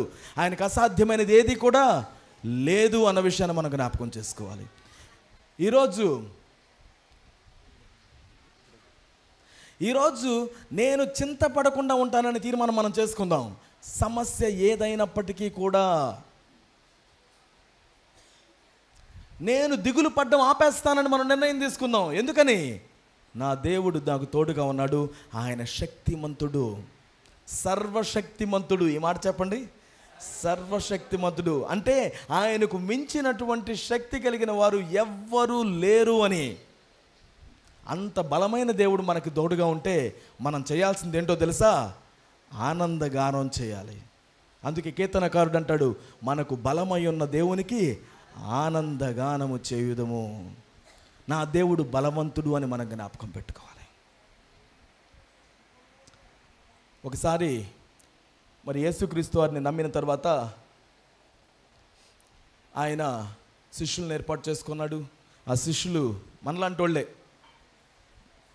తొందరగా ఇదే మనం చూసాం కదా, ఆయన దగ్గరికి వెళ్ళి నిద్రలేపి, నీకు చింత లేదా, హలో మేము అక్కడ పోతున్నాం, మా జీవితం నిద్రలే, అలాంటి దుడుగ్గా ఉన్న వాళ్ళేమీ ఆకాశం నుంచి ఊడిపడలేదు. దేవుడు వాళ్ళని ఏర్పాటు చేసుకొని తన ఆత్మ చేత నింపిన తర్వాత చాలా బలవంతులుగా ఉన్నారు. వాళ్ళు ఎలా ఉన్నారండి? దేవుడు వాళ్ళకి బలం ఇచ్చాడు, ధైర్యం ఇచ్చాడు. ఇంతకుముందు బెరుగ్గా ఉండేవాళ్ళు, ఇంతకుముందు టెన్షన్ పడిపోతూ ఉండేవాళ్ళు. దేవుడు వాళ్ళకి ధైర్యాన్ని ఇచ్చాడు. పేతురు అనే ఆయనకైతే దేవుడు ఎంత ధైర్యం ఇచ్చాడంటే, యేసు ఎవరో నాకు తెలియదు అని చెప్పుకునేటువంటి వ్యక్తిని ఇప్పుడు అందరి ముందు నిలబడి ఈ యేసే దేవుడు అని ప్రకటన చేసేటట్టుగా దేవుడు ఆయన్ని బలపరిచాడు. అయితే సంఘం అంతా కూడా హింసించబడ్డం ప్రారంభించింది. ఆ రోజుల్లో సంఘానికి హింస వచ్చింది. ఆ సంఘంలో ఈ 12 మంది శిష్యుల్లో ఒకడై ఉన్నటువంటి యాకోబుని అప్పటికే శిరచ్ఛేదనం చేసేశారు. ఏం చేస్తారు అంటే తల తీసేశారు. యేసును నమ్మినందుకు, ఆయన్ని వెంబడిస్తున్నందుకు. స్టీఫెన్ సహోదరుడు స్టెఫెన్ విషయంలో కూడా రాళ్లతో కొట్టి చంపేశారు. అదే క్రమంలో పేతురును పట్టుకొని వెళ్ళారు. పేతురును పట్టుకొని వెళ్ళి ఆయన్ని జైల్లో పెట్టారు. ఆ జైల్లో ఆయన చుట్టుపక్కల చాలామంది సైనికులను పెట్టారు, ఈయన తప్పించుకోకుండా ఉండాలని. ఈయన చుట్టూ సైనికులు ఉన్నారు, వాళ్ళ సైనికుల చుట్టూ సైనికులు ఉన్నారు, వాళ్ళ చుట్టూ సైనికులు ఉన్నారు. ఇలా సైన్యాన్ని పెట్టారు. తర్వాత రోజు ఉదయాన్నే పేతురును కూడా చంపేయాలని ఆలోచన. ఈ రాత్రి ఆయన తప్పించుకోకూడదు. ఈ వృత్తాంతాన్ని మనం అపోస్తలుల కార్యములు 12వ అధ్యాయంలో చదువుతాం. ఇప్పుడు చదవకండిలే, విందాం. మీ అందరికి ఆకలి అవుతున్నట్టుగా అర్థమవుతుంది. మీ బాధను నేను అర్థం చేసుకుంటున్నాను. అపోస్తలుల కార్యములు 12వ అధ్యాయంలో మనం దీన్ని చూస్తాం. పేతురు చెరసాల్లో ఉన్నాడు. ఎక్కడున్నాడు? తెల్లారితే చంపేస్తారు. దోషిగా ఉన్నాడు వాళ్ళ మధ్యలో. నీకు ఇలాంటి అనుభవంలో ఉంటే నువ్వేం చేస్తావు? నిన్ను తీసుకెళ్ళి జైల్లో పడేస్తే ఏదైనా కారణం చేత ఏం చేస్తావు? నిన్ను పక్కన పెట్టండి, నీకు తెలిసిన వాళ్ళు ఎవరైనా జైల్లో ఉంటే నువ్వేం చేస్తావు? నీ కుటుంబంలో ఎవరైనా జైల్లో ఉంటే ఏం చేస్తావు? నువ్వు ఏదో ఒకటి చేస్తావు, కానీ ప్రశాంతంగా పడుకొని మాత్రం నిద్రపోవు కదా. పేతురు ఏం చేస్తున్నాడు తెలుసా? అంతమంది ఆయన దగ్గర కాపలా కాస్తుంటే ఈయన చక్కగా పడుకొని నిద్రపోతున్నాడట. ఏం చేస్తున్నాడు? చక్కగా పడుకొని నిద్రపోతున్నాడు. ఆయన కూర్చొని ప్రార్థన చేయడం లేదు, ఆయన కూర్చొని ఇంకేదేదో చేయడానికి ప్రయత్నించడం లేదు. ఆయన చక్కగా పడుకొని నిద్రపోతున్నాడు. దేవుని శక్తి మీద మనం ఆధారపడడం చాలా ప్రాముఖ్యమైంది. నా దేవుని యొక్క సమక్షంలో ఆయన సమ్మతి లేకుండా నా జీవితంలో ఏదీ జరగదు. వాక్యం ఏం సెలవిస్తుందంటే, నీ తల వెంట్రుకలు కూడా లెక్కించబడి ఉన్నాయి. రాలిపోయే నీ తల వెంట్రుకలు ఎప్పుడన్నా లెక్కేయడానికి ట్రై చేసావా? అలసిపోతావు. ఆయన అంటున్నాడు, నా పర్మిషన్ లేకుండా, నా సమ్మతి లేకుండా నీకు ఏ చిన్న హాని కూడా రావడానికి వీలు. మనం నమ్మాలి ఈ విషయాన్ని గట్టిగా. అయితే నాకు ఇవన్నీ ఎందుకు వస్తున్నాయండి అని అడగొచ్చేమో. వాటన్నిటికీ ఉద్దేశం ఉంది. ఏ ఉద్దేశం లేకుండా దేవుడు నీ జీవితంలో వేటిని అనుమతించలేదు. ఆ పేతురు ఆ రీతిగా పడుకొని నిద్రపోతుంటే ఒక దేవదూత వచ్చిందట. వచ్చేసి ఆయన్ని నిద్రలేపి తీసుకొని వెళితే అక్కడున్న సైనికులకి ఎవరికి కనపడకుండానే ఈయన నడుచుకుంటూ బయటికి వెళ్ళిపోయాడు. బయటికి వెళ్ళి రోడ్డు మీదకి వెళ్ళిన తర్వాత కానీ ఆయన చుట్టూ చూసుకొని, ఇది కళ అనుకున్నానే, కళలాగా లేదే అనుకున్నాడట. గమనించండి, మన దేవుని శక్తిని మనం ఆసరాగా చేసుకోవాల్సిందే, కానీ మనం అనవసరంగా చింతపడడం మాత్రం చేయొద్దు. 3 విషయాలు అనుకున్నాం. ఏమేమనుకున్నాం? మొదటిది, నా దోణిలో ఎవరున్నారో చూసుకుంటాను. నీ దోణిలో యేసు లేకపోతే ఆయన ఆహ్వానించు, నీ జీవితానికి మంచిది. రెండవది, భయపడను, విశ్వసిస్తాను. ఎలాంటి పరిస్థితి అయినా నేను భయపడను, విశ్వాసంతో ఉంటాను. మూడవది, నా దేవుని శక్తిని నేను గుర్తుపెట్టుకుంటాను, చింతపడకుండా ఉంటాను. నా దేవుడు ఎంత శక్తిమంతుడో వాక్యంలో నుంచి తెలుసుకుంటాను నేను. నీకు భయం కలిగినప్పుడు, ఆందోళన వచ్చినప్పుడు వాక్యంలో దేవుడు ఏం చేస్తాడో చూస్తాను నేను. ఎందుకని? యేసు నిన్న నేడు ఒక్కటే విధముగా యుగ యుగములకు ఉంటాడు. ఎటువంటి మార్పు లేని దేవుడు ఆయన. ఆ రోజు ఏం చేశాడు అని బైబిల్ మనకు చెప్తుందో, ఏం చేశాడని మనం చదవగలుగుతున్నామో, వాటిలో సమస్తాన్ని దేవుడు ఈరోజు కూడా నీ పక్షంగా చేయగలిగిన వాడై ఉన్నాడు. అవసరమైతే ఏదైనా దేవుడు నీ కోసం చేస్తాడు. అంతేగాని నీ దగ్గర నుంచి మాత్రం తన ముఖాన్ని చాటేసుకోడు. నువ్వు నాకు తెలియవని దేవుడు ఎప్పుడూ చెప్పడు. నీ పక్షాన్ని నిలబడేటువంటి దేవుడిగా ఉన్నాడు. శ్రమలో నేను అతనికి తోడై ఉంటాను అని చెప్పినట్టుగా దేవుడు మనకు తోడై ఉంటాడు. మనం ఆయన్ని ప్రేమించేవారిగా ఉందాం, ఆయన మీద నమ్మకం ఉంచేవారిగా ఉందాం. ఫిలిప్పీలకు రాసిన పత్రిక 4వ అధ్యాయము 6-7 వచనాలు చదువుకొని మనం ముగించుకుందాం. అపోస్తలుడైన పౌలు ఫిలిప్పీ సంఘానికి రాసినటువంటి పత్రిక, ఫిలిప్పీ పత్రిక 4వ అధ్యాయము 6వ వచనము 7వ వచనము నేను చదువుతున్నాను. దేనిని గూర్చియు చింతపడకుడి గాని ప్రతి విషయములోనూ ప్రార్థన విజ్ఞాపనముల చేత కృతజ్ఞతాపూర్వకముగా మీ విన్నపములు దేవునికి తెలియజేయుడి. అప్పుడు సమస్త జ్ఞానమునకు మించిన దేవుని సమాధానము యేసుక్రీస్తు వలన మీ హృదయములకును మీ తలంపులకును కావలియుండును. ఈ మాట నాతో పాటు చెప్పండి. దేనిని గూర్చియు చింతపడకుడి. మీరు దానిలో ఏదైనా పెట్టండి, అక్కడ దేనిని గూర్చి, అది ఏదైనా కానీ. దీని గురించి కూడా చింతపడద్దా, దాని గురించి కూడా చింతపడద్దా, నువ్వు దానికి ఏ పేరైనా పెట్టు, దేనిని గూర్చి చింతపడద్దు. మరి ఏం చేయమంటారు? ఏం చేయమంటున్నాడు ఆయన? ప్రతి విషయంలోనూ ప్రార్థన విజ్ఞాపనముల చేత కృతజ్ఞతాపూర్వకముగా మీ విన్నపములు దేవునికి తెలియజేయండి. ఆయనకు అన్నీ తెలుసు. మనం చింతపడకుండా ఆయన సన్నిధికి వెళ్ళి, ప్రభువా నాకు భయంగా ఉంది, నాకు చింతపడితే వాడిగా ఉన్నాను, నేను ఈ పరిస్థితులు వచ్చేసాయి నా మీదకి, ఏం చేయమంటారు, నాకు సహాయం చేయండి అని కృతజ్ఞతాపూర్వకంగా ఆయన సన్నిధికి మనం వెళ్ళొచ్చు. నాకు మీరు తోడుగా ఉన్నారు, నీకు వందనాలు అని మనం చెప్పొచ్చు. అటువంటి కష్ట సమయాల్లో కూడా ఆయన నాతో ఉన్నాడు అనేటువంటి అండర్స్టాండింగ్, అవగాహన మనం కలిగి ఉండడం చాలా అవసరం. వెంటనే మనం చేయాల్సింది, నాతో యేసుక్రీస్తు వారు ఉన్నారా లేరా, నాలో ఉన్నారా లేరా మనం చూసుకుంటాం. రెండవది, భయపడ్డం మానేస్తాం. ఎందుకంటే అది ఇంకా ఉరిని తెచ్చి పడుతుంది కాబట్టి భయపడ్డం ఆపేస్తాం, నిమ్మలపరుచుకుంటాం, దేవుని మీద చూడడానికి ప్రయత్నిస్తాం, విశ్వాసంతో ఉండడానికి, దేవుని వాక్యం మీద ఆధారపడడానికి ప్రయత్నిస్తాం. మూడవది, చింతపడ్డం ఆపేస్తాం, దేవుడు ఎంత శక్తిమంతుడో జ్ఞాపకం చేసుకుంటాం. ఆ రోజు చేసిన దేవుడు ఈరోజు కూడా చేయగలుగుతాడు అని మనం ప్రార్థన చేసే వాళ్ళంగా ఉంటాం. ఈరోజు ఆ విధంగా జీవించడానికి మనం తీర్మానం చేసుకుందాం, ప్రార్థన చేసుకుందాం. ఒకవేళ నువ్వు చింతపడేటువంటి వ్యక్తిగా ఉన్నట్లయితే ఆయన తట్టు తిరిగి, ప్రభువా ఈ రోజు నుంచి నేను చింతపడ్డం ఆపేస్తాను నాయన. ఆ శిష్యులు భయపడిపోయారు, మేము ప్రాణాలు పోగొట్టుకుంటున్నాం అని అనుకున్నారు. కానీ ఆయన అంటున్నాడు, నేనుండగా నిన్ను ఎవరేమైనా కదిలించగలుగుతారా? క్రీస్తు మనకు తోడుంటే ఎవరైనా మనల్ని ఏమైనా చేయగలుగుతారా? శ్రమ అయినా, అవమానమైనా, ఖడ్గమైనా, హింస అయినా, కరువు వచ్చినా క్రీస్తు ప్రేమ నుంచి మనలను ఎడబాపగలిగినది ఏమైనా ఉందా? ప్రార్థన చేద్దాం ఈ రోజున. ప్రభువా మీ సన్నిధిలో నుంచి, నీ ప్రేమ నుంచి తొలగించడం ఎవ్వరి వల్ల కాదు అని నేను జ్ఞాపకం చేసుకుంటున్నానయ్యా. నన్ను మీరు మీ సన్నిధిలో నుంచి తోలివేయడం లేదు, నీ సన్నిధిలోనికి ఆహ్వానించే తండ్రిగా ఉన్నారు. నా జీవితాన్ని మీరు పరిపాలించండి. ప్రియ సహోదరి సహోదరుడా, ఈ రోజున దేవునికి స్థానం కల్పించి నీ జీవితంలో, మన జీవితంలో అనేకమైన సుడిగుండాలలో, తుఫానుల్లో మనం వెళుతూ ఉంటాం. కానీ ప్రభువు మనకు తోడుగా ఉన్నాడని మనం అర్థం చేసుకుంటే మనం ముందుకు వెళ్ళగలుగుతాం. ప్రతి విధమైన నిరాశ, నిస్పృహలను ఈరోజే దేవుని సన్నిధిలో విడిచిపెడదాం. యేసు నామములో వాటి మీద జయము కలుగునుగాక. భయపడేటువంటి వారిగా మనం ఉన్నట్లయితే, అధైర్యంతో ఉన్నట్లయితే, పిరికి వారిగా ఉన్నట్లయితే ఈరోజు దేవుని సన్నిధిలో ధైర్యమును పొందుకొనుము. యేసు నామములో పిరికితనము పారిపోవునుగాక, ధైర్యమును పొందెదముగాక. దేవుడు ధైర్యపరిచేటువంటి ఆత్మను దేవుడు మనకి ఇస్తున్నాడు, బలపరిచేటువంటి దేవుడుగా ఉన్నాడు, సర్వశక్తిమంతుడైనటువంటి దేవుడు మనకు తోడుగా ఉన్నాడు. ఆయనను బట్టి మనకు దేవుని కృతజ్ఞతాస్తుతులు చెల్లించుదాం. దేవా నీకు వందనాలు, నీకు వందనాలు, నీకు వందనాలు, నీకు వందనాలు. మాట్లాడడం ప్రారంభించుదాం.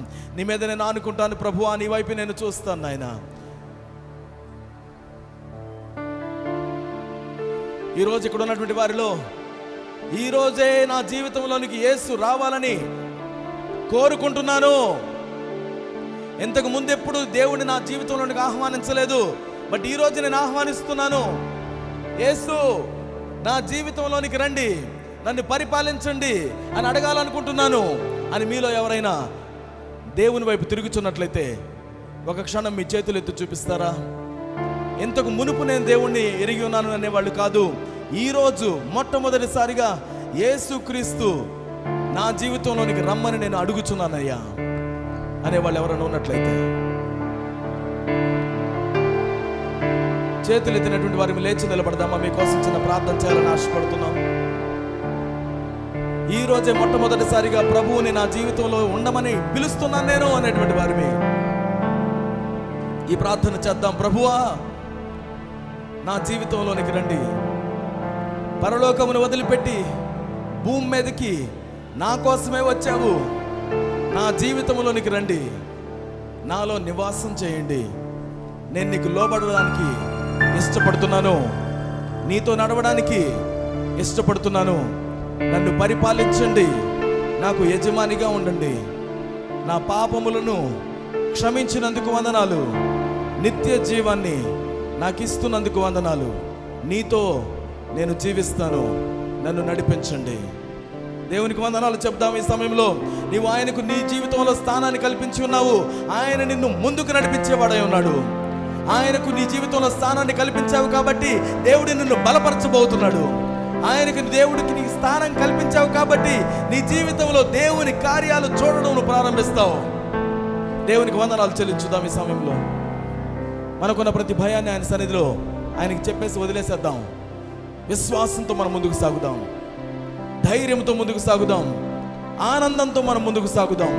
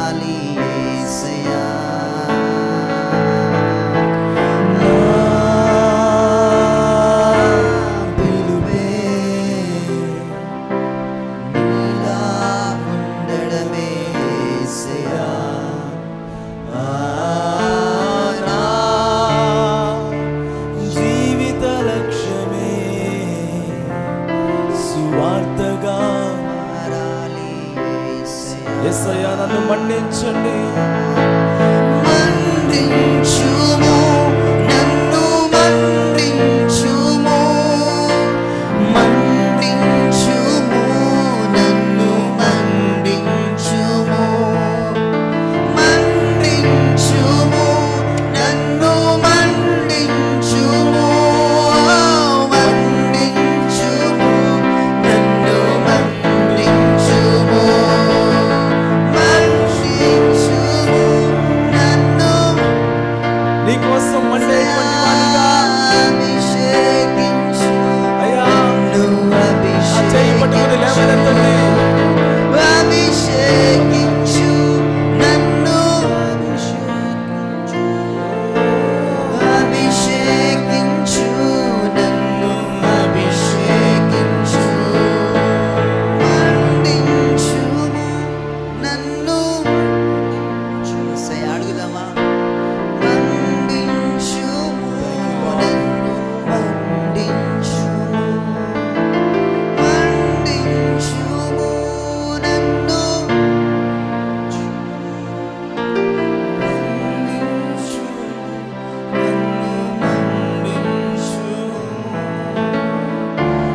నీకు బహుదూరమైన నన్ను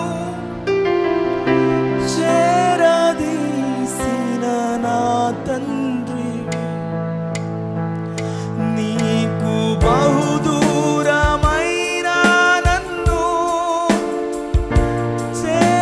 చేరదీసిన నా తండ్రి, నిత్య సుఖ శాంతియే నాకు నీదు కౌగిలిలో. చెబుదాం ఆయన సన్నిధిలో.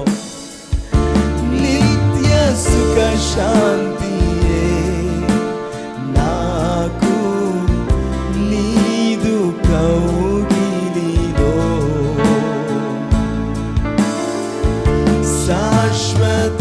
శాశ్వతమైనది నీవు నా ఎడ చూపిన కృపా. దేవా శాశ్వతమైనది నీవు నా ఎడ చూపిన కృపా. అనుక్షణ